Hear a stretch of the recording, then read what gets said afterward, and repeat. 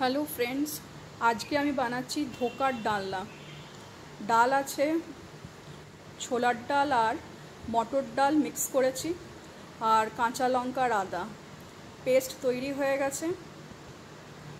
আর কিছু দিনই পেস্টে থালাটাকে ভালো করে অয়েলিং করে নিয়েছিলাম, তারপরে ওটাকে ভালো করে কেকের মতন করে শেপ দেওয়া হয়েছে, দিয়ে পিস পিস করে মধ্যে মধ্যে দেখুন স্লাইস আছে কাটা হয়েছে, মধ্যে মধ্যে এগুলো দিয়ে স্লাইস করে করে ভেজে নেব।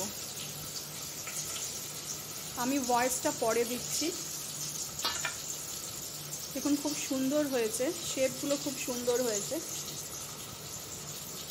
আমি একটু কম তেল, আমার তেলের ইয়েটা দেখে নেবেন, তেলটা আমি অনেক কম তেলে করছি, অনেক কম তেল।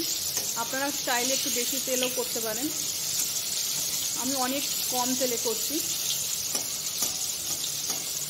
তাই আমার একটুখানি না কালো কালো টাইপ, একটু শাঁকা শাঁকা টাইপের হচ্ছে, আমি বেশি তেলে করতে চাই না, তাই জন্যে।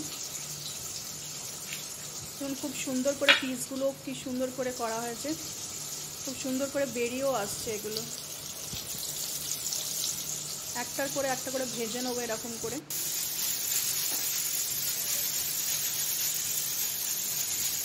দেখুন এইসব আমারটা একটু কালো কালো টাইপের হয়েছে, কারণ কম তেলে করছি বলে। কালো কালো ইন দ্য মিন্স পুড়ে যায়নি, এটা একটুখানি শাঁকা শাঁকা টাইপের হচ্ছে। বেশি তেল পড়লে পরে একটুখানি ডিপ ফ্রাই, আমি অ্যাকচুয়ালি ডিপ ফ্রাই করিনি এগুলোকে, অল্প তেল দিয়ে এগুলোকে একটুখানি শাঁকা শাঁকা টাইপের করেছে, তাই জন্য দেখতে এগুলো এরকম লাগছে।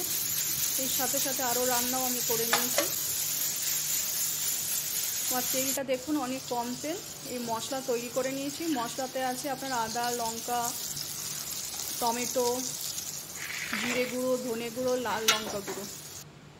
লাল লঙ্কাটা আগেও বলেছি এটা কালার করার জন্যে, লাল লঙ্কা। আর ফোড়নে দিয়েছি হিং আর গোটা জিরে। মশলাগুলো সব, আলুগুলো আগে কষে নিয়ে মশলাগুলো সব দিয়ে দিলাম। কাঁচা লঙ্কা, চিনিও দিয়েছি, জিরে গুঁড়ো দিয়েছি, লাল লঙ্কা। আর এরপর আমি ধোকাগুলো সব ঢেলে দেবো, আর ওপর থেকে ঘি আর গরম মশলা দিয়ে নামিয়ে নেবো।